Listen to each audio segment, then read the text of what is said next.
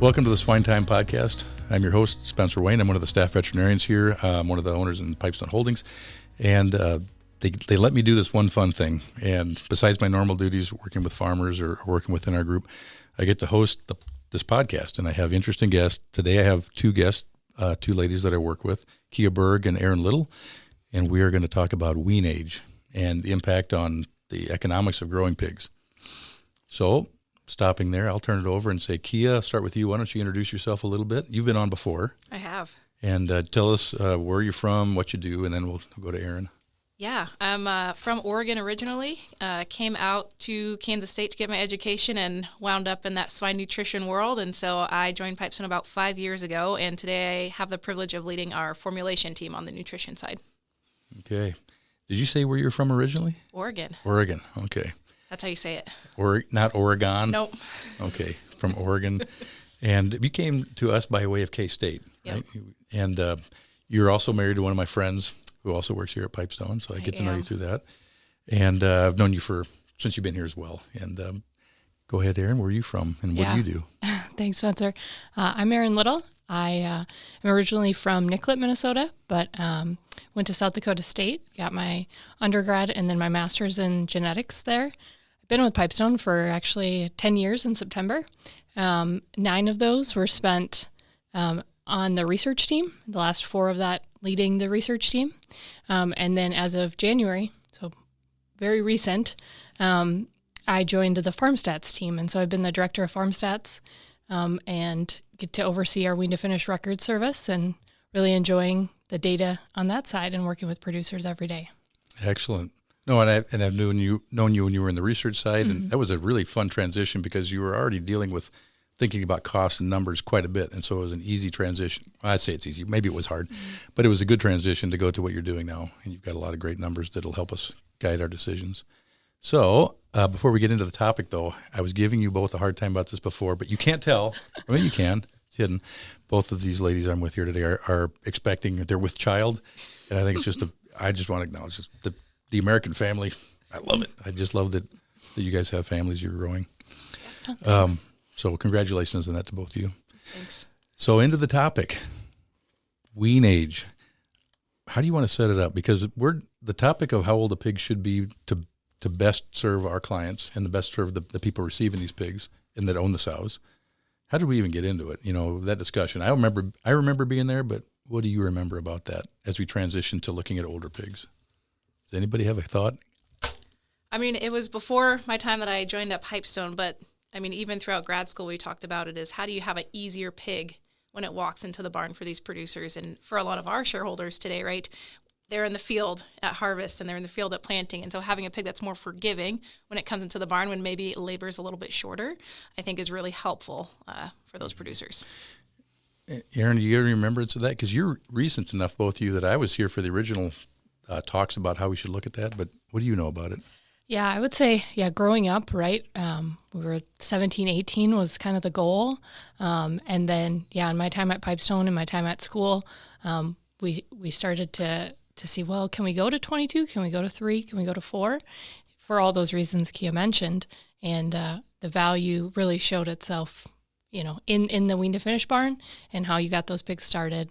The robustness in the nursery was pretty obvious at that point. Yeah, so I'm thinking back even before when you guys were probably in grade school, and I'm much older than you, but we had MEW pigs for, I don't know, the better part of a couple decades, looking at how you can get rid of disease. And the whole drive of that was we were becoming more sophisticated in our housing and could handle a younger pig. And we said, wow, we can get rid of diseases if we wean them down at 15 days of age or even younger in some cases, but it kind of settled on 17 or 18, 19 days was a very common age when I started practicing, but it had been preceded by having these really young pigs to get rid of disease. And so we kind of progressed from A-frames to inside pigs to really young inside pigs and then a lot healthier pigs. And now we're at the spot of where's the best age supposed to be? I think that's a fair way to summarize it. Okay. So let's start at the sow side of things because if you think of an equation, we have pluses and minuses on either one. Mm-hmm. What would be how do you approach the longer wean age at the sow? If either of you wants to comment. Yeah, so my bread and butter is on the sow side, and so when we think about adding that lactation length and what that can do from a positive piece, right? As you gain that lactation length, you're going to pick up usually about 0.08 subsequent total born per day of lactation length. And so there is some good things from a uterine involution standpoint that she's more prepared for that subsequent litter. So that's a positive. On the downside, though, you're going to have to add farrowing space, right? So that's going to cost some money just from a capital standpoint. And then she's going to eat more. So what we've seen in our data, she eats somewhere between a half to 3/4 pound per day more across that entire lactation period.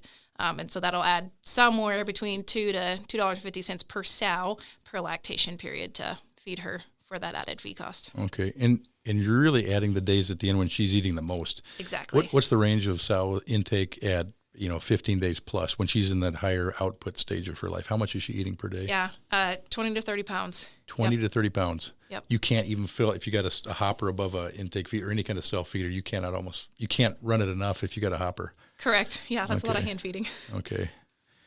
So at the south side, you said more building, so building cost, more feed, in that high intake phase, which is adding $2.50 a sow divided by 13 pigs. I don't know, 21 cents a pig or something like that. Roughly, yeah. Okay, so it's costing more to make the pig, and really on the building, that's on the feed alone. The building, depending on how you financed it or if you had the space, you're adding, you got to finance something then. So you got a building cost to figure in. Do you have any sense of what it cost to add a day of age, including building, and what the overall was? I think it's closer to like 60 cents a pig if you include building and feed. Yeah, I'm Yeah. thinking of when we jump up a couple of days. You're right. It's under $1. So Yeah. it's something. And if the producers are figuring on it, they can figure what it is to add a crate or how many rooms they want to add on, and then they would have to finance it over a period of time and look what the payments are and figure out what the operating cost would be. So let's say to go up 3 days from a 21 to a 24-day-old pig, you're adding a few dollars a pig. Yeah. Okay. And I think too, all of that is a retrofit, right? And so, and we'll get into it when we get into the value wean to finish. But all of that math is a retrofit. It's a lot more efficient to just build a 24, And so that's one thing to keep in mind, that the 65 cents or 60 cents is retrofit. Yeah. And then to that point, the older units we retrofitted, we and our company, our management company, has been helping farmers build units in the last 5 to 10 years that have been designed for 24-day-old pigs. We started out with the retrofit model. We still do that, but it was really like that guided us to what we do now right out of the gate, which is a 24-day-old pig. Okay, so that's the sows. Anything else in the sows? I can think of one thing, and I'm talking too much for my podcast right now, so shut me off. But just as an observation, and I wondered if we could measure it. I don't know if we can measure it or not. Besides the litter size, which should go up and reliably will go up with an older pig on the subsequent litters, I think the fertility got better on some of the units I worked with. When we added farrowing crates and then they lactated longer, the farrowing rate went up to the point where we had a higher throughput and we didn't gain the age. We had to pull back our breeds because fertility got better. I think that's not unusual to observe as well. So maybe fertility, for sure litter size, and anything else in the cells. I think we hit the sow part pretty good. You need room, you need more feed. Yeah. Okay. You got any thoughts on the sow side of things from research you've done? Yeah, I was just going to say, so we've done 3 wean to finish studies in the research barns.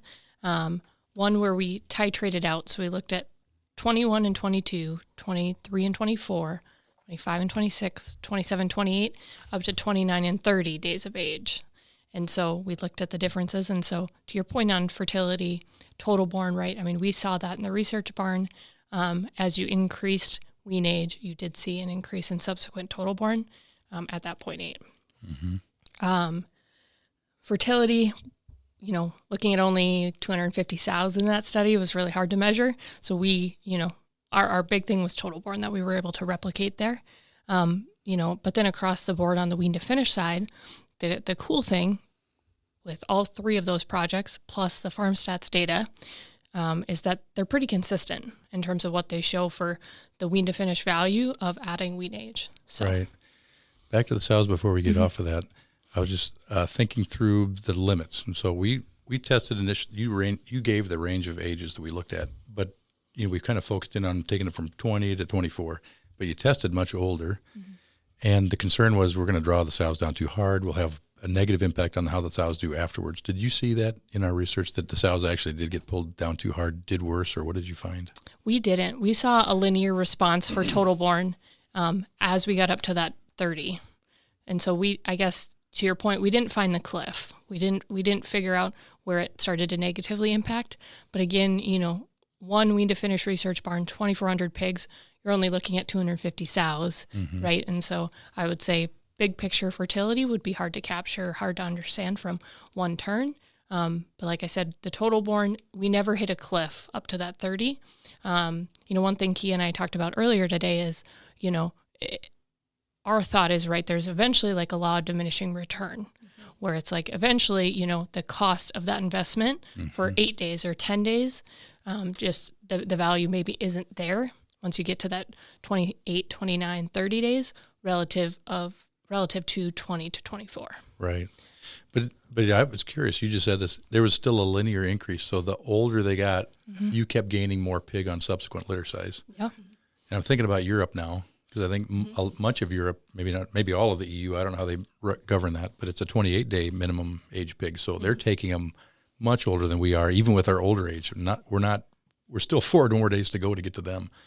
And maybe that's why they do report bigger litter size. You look at the European numbers, and they tend to do better. Litter size is what we don't typically hit here. Okay, so then transitioning to the grow finish. What would you expect to see with a 20 versus a 24-day-old pig? I'll start with Kiah on how maybe you would feed him or what you would see there. Yeah. So, the biggest advantage, right, is that pig comes out already and they got a 2 to 3 pound weight advantage compared to your 20-day and younger pig. And so we actually ran 2 trials on the nutrition side, figuring out, okay, what can we skimp out of the diet, right? Because that pig is older and bigger and whatnot, and they should start better. So the first trial we ran was, can we just eliminate that first phase ration, which was high lactose, 2 pound budget, and how did those pigs do? Well, when we eliminated that first ration, those pigs fell out more in that first stage, and they didn't grow as fast. And so it said, okay, well, that pig is still new to feed stuff, right? And so they got to get up and going on that lactose, but can we cut out that second and third diet budget and be able to save a little money? And so what we found is, we can reduce that budget in those second 2 phases and be able to save about $1.30 a pig by doing that. And so keep that first diet in there, because those pigs are still transitioning from mom, who's milk and lactose-based, to a grain-based diet. And so they need those goodies for that first 4 to 5 days.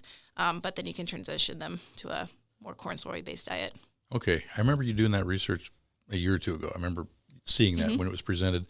So just to recap what you said, you still got to feed them the good stuff for the same length of time even, or for even a shorter, that first diet? What we've said is budget. So if it was a 2 pound phase 1, you're still going to do a 2 pound phase 1. So we still do budget, but they're going to cruise through that faster because they're going to get up on feed faster. And so instead of it taking like 6 to 7 days on a 21-day-old pig, you're going to see them go through that in 4 to 5 days. Okay. And then you either don't feed or you go through it much faster on those diets following that. Yep. We'll reduce the budgets. And so instead of it being like a 20-pound budget to get them through the first 21 days of life, it's going to be a 14-pound budget, and that'll take them the first 14 days or 16 days. Okay. And do you have a guess on what the overall feed cost savings would be on the same grow out period, or just same pig but younger or older coming in? What's the feed savings? If we just look at that nursery side, it's about $1.30. $1.30 a pig. Yep.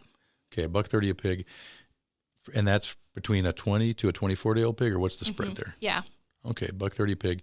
Cost you maybe $1.30 to get the older pig. So maybe if you're thinking of it as an equation, you're thinking, okay, I have a more expensive pig, but I saved that cost, maybe the equivalent cost in the nursery. So right now you'd say it's not a slam dunk on cost, but you got some advantages that go beyond just the cost if you're looking at feed cost at the sow unit versus feed cost at the nursery. Yeah. And the other piece that we're looking at too is, as these genetics have continued to advance, and we knew that, 10 years ago when we started this research, right, we had a harder starting Duroc. We've gotten maybe a slightly easier starting Duroc, maybe. And so next year, in the upcoming year for us is, okay, can we reevaluate that 24-day-old pig? Are there other opportunities where we can cost save because they maybe start out just a tick better than they historically did? And so I still think there's probably some fine-tuning there on the front end where there could be some more cost savings for that bigger pig. Yeah. What do you see when they get to the nursery or the finisher for growth? Yeah. I would say, looking at big KPIs, right? The metrics we measure at FarmStats and all producers have in mind, right? The big one is average daily gain. And that's the one that repeatedly, both in the research barn and in the FarmStats data, we repeatedly see, for every day of wean age or every, added day of lactation, that pig, you can expect somewhere between 100th to 200th improvement in average daily gain wean to finish. And so that's hard to think about, but, that can translate to, 6 to 8 pounds of market weight, right? And so average daily gain is the big one. That added weight, that added time with mom benefits that pig in the wean to finish barn.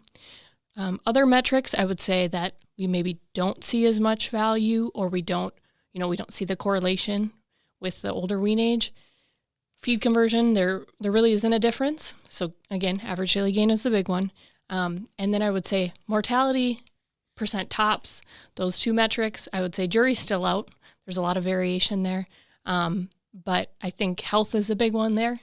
And so for us to be able to say that an older wean age, irregardless of health status, doesn't necessarily correlate with better mortality.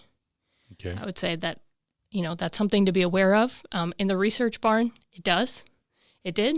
But in general, in the 4.5 million pigs worth of data in FarmStats for the last 10 years, we just aren't able to say that older wean age does actually reduce wean to finish mortality. So it brings me full circle back to average daily gain being really the primary parameter that you can improve upon by adding days. Yeah. We were talking before, and I was asking things we should cover today. And you mentioned something that if you've got a bad health flow, if you get the older pig or the younger pig, the penalty is still there. If you got horsed up source, where they're coming in with problems, the older pig, I would say, might make it easier, but as far as a measurable difference, you're not seeing measurable differences. The poor health is going to give you poor results, regardless of wean age, in the measurable numbers. Yeah, that's accurate. And that's true. I think it's tough because it is a little bit of a paradigm shift, right? But I think, one thing to note in that data is when we look at wean to finish clean versus dirty, when I say dirty, I mean PRRS PD active. Like you are currently in the midst of a viral, super impactful disease. You're not just, I have a little bit of this or I have a little bit of that, right? I mean, when we separate clean dirty, again, in our data set, we are looking at the two extremes. And so clean means no exposure to anything, very high health. Dirty means a lot of stuff. And so that's true. We did not see as much the value of that added wean age when they were exposed to PRRS and PED. It wasn't as advantageous in terms of average daily gain than being clean. Yeah, I said it wrong. I misspoke earlier because it didn't make it. The gain, you didn't get the gain advantage if you have an unhealthy flow. If you have a healthy flow, that extra age made a huge difference. And I think, again, we were talking about this earlier, and I think, some other stuff we've figured out with clean and dirty is survivability or mortality is the biggest impact there. And because we know wean age maybe doesn't have a huge impact on mortality, it really maybe shouldn't surprise us then that clean dirty, so your exposure to PRRS and PED aren't as impacted by that wean age in terms of gain. Okay, on the topic of health and managing disease, it's fair to say that as we get the older pigs flowing into a nursery, we've been able to get by with less animal health input. People might have run something in the water or the feed for medicine, for antibiotics, to manage something, even a healthy flow, that we don't need it with the older pig, I guess. Is that a fair statement? I would say I've seen that, but you say that's also true, or am I just imagining that? I think reduced usage. Okay. So I would say probably and very likely less animal health input for that same healthy flow that you might have needed with them when they were younger. Probably an observation more than anything measurable. But I think that's my observation. Yeah. Ease of starting, that's not related to animal health, but when you get a 24-day-old pig in, to start that pig and the time you got to spend and the amount of pulling out and managing and working on the ventilation, I'm going to say safe to say less with the 24. What have you heard for comments? But don't forget, there's still going to be a portion of that population that's not going to eat. Even if it's a 20-pound pig coming off of mom, you know that pig was the one that was getting all the milk. And it probably never tried any of mom's feed or tried any creep feed if that was an option. Yeah. And so it's going to struggle when it goes into that barn. And so there's still going to be a portion of that population. I think what we have to think about is it's a bell-shaped curve, right? We've moved that wean weight up. So you're going to see less of the 8-pound and under pigs, but there's still going to be some 8-pound and under pigs in that flow. Yes. And so still either bring in a pre-starter or hold back more phase 1 for those pigs, because what's going to happen is the remainder of that population is going to eat through that feed so fast. And so you're going to have a greater corn soy diet in the barn.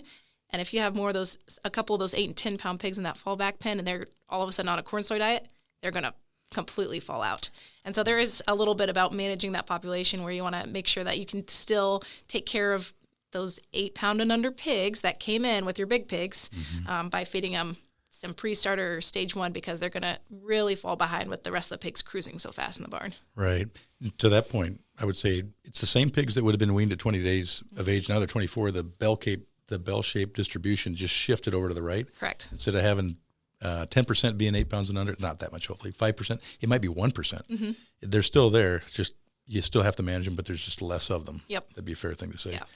I don't think variation has changed that much. And we would see that in percent tops and percent culls. And, I would agree that I think that whole bell-shaped curve shifted, but didn't necessarily get a lot narrower. When we do the math on, the value of adding a day of wean age, right? I mean, we can hold all things constant except for average daily gain. We can talk about the value of average daily gain. And that's when we talk with producers about the opportunity of that. That's how we model it is simply just an average daily gain. Again, because those other metrics can be so variable. And so, like I said, we can look at 1/100th per wean age, 1/100th improvement in average daily gain per added day of wean age. If you look at the difference between a 20 and 24 wean age, like I said, that correlates to about 6 pounds of live weight, so market weight. On the same days on feed, 6 pounds heavier. Yes. Yep. Okay. Yep. And so if you were, to your point, so if you were on a fixed wheel and you were looking, and I'll throw out a few assumptions here, but let's just say you're looking at 156 days on feed. So you're on a very strict wheel. You've added 6 1/4 pounds more market weight. And so if we take that times the yield, we just take a standard 75% yield, you'd be looking at about $3.98 in gross value for that added carcass. That's assuming an $85 base price. And then if you to add that extra feed into that pig, let's say 35 cents feed cost per pound of gain, you'd be looking at $2.18 of added feed costs. So all that taken together, you'd be looking at about $1.79 in net revenue per head for adding those 4 days. Yeah. And so I think, again, that's on a fixed wheel. That's on a, looking at changing weight, not days. But that's a more conservative number, I would say. So $1.79 to $2.50 would be realistic for that 4-day shift in wean age. Just in that added weight alone. Yeah, and I'm thinking of two things that come up related to that now, because you said fixed age or fixed wheel, and so if a farmer, on a couple scenarios, if a farmer has a bunch of different barns, now he needs less barns because they're in there shorter time. But more realistically, what I've been in meetings with you with some of the producers we deal with, where they've got a set of barns and they can't get to market weight, and so you're outside of the spot you want to be at for the packer. So you're marketing 10 pounds lighter and paying a big penalty for it. But the person says, I can't fit them all through. They don't all squeeze out the garden hose fast enough. I've got to do something to get these pigs to grow faster. And that is one solution back to the sows for those clients. We can batch farrow and gear up to a batch that gives us a 24-day-old pig. Yep. There's ways to do it, or reduce our breed target, or there's different ways to handle it.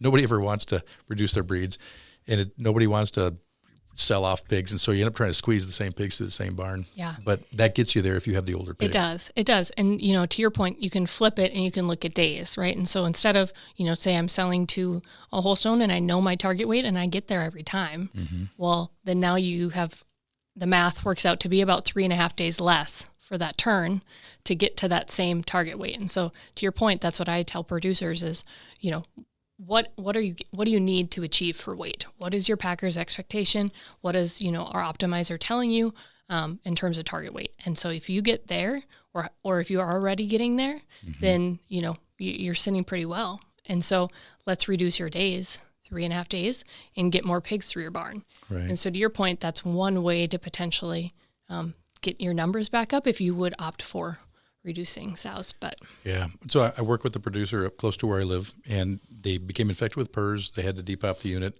and when they went back in, we did that math, and he was prior to the PRRS, we was short of grow out space, and he was making a 20-day-old pig. When this happened, he said opportunity. He added farrowing crates. Didn't have to add barns, but added farrowing crates to increase. I think it was 5 days of age he's going to jump on going to this, and it's going to be a dramatic switch on how fast he can push his finishers now. The same barns will handle the pigs, and he won't miss market weight. That's a real world example that just happened, and that happens all the time with our shareholders, with clients, just trying to figure out that balance. Yep. Okay. Anything else on your mind that you've looked at that you want to share? I would just say, we've looked at historical trends, right? That's a big thing I like to do with our FarmStats data is, we've got a lot of data started in 2014. And so we're wrapping up 2024 closeouts, and we've got, at least 10, 11 years worth of data to look at how performance has changed over time. And so, one thing that we've talked about a lot recently, right, is that as an industry, like we see that mortality has been increasing. And so that's a reality that as an industry we have to accept and try to understand. I would say that good thing is in 2024, our data supporting that is going back down. And so that's good to know. But, specifically for average daily gain, that is going up, and it's going up at a pretty fast clip, about 100th a year or so. Over 10 years, we've seen it go up about 10th on average across, again, these 4.5 million pigs, the whole FarmStats database. And so, genetic potential, health of farms, right, all of this probably plays into that, but we have seen it improve over time, which is good to know. Yeah. Just as a commentary about our managed farms, and I would say our clients in that, there's been a steady but progressive shift to the older pig. And why is that? And we mentioned it a little bit, really, if you said, well, what actually happens in these conversations? The farmer that was taking the 20-day-old pig gets a 24-day-old pig then, and compares the two, the 3 to 4 day age difference. Even if you said the economics were even, and we talked about an equation, you paid more for the pig, but you gained more there. That being perfectly even, it's so much easier to handle. And not that you don't have to spend time and feed the good stuff, but that pig starts so much better.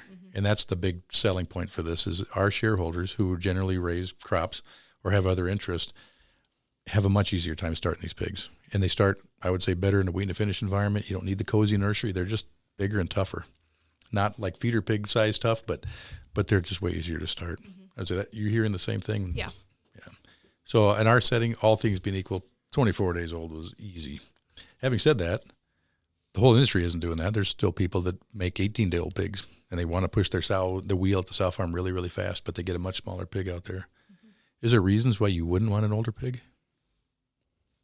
If that's your focus, if you're thinking, I want to maximize sow unit throughput, you give up some things, litter size, but you push your wheel faster at the sow farm. Yep, you'll be pushing throughput. Yeah. You'd need a great nursery caretaker. Yeah. Yep. Yes. And if you had one, there are, some great caretakers out there that can turn a 7-pound pig into a, grade A market pig. And so it's just time, attention. It's that cost. Right. And you said it, nursery caretaker. A lot of these pigs go into wean to finish barns. So you got a cold concrete floor that you're trying to manage that, and you're trying to manage all this environment. You have a less forgiving environment, way better suited to a bigger pig. Okay, I'll shut up now.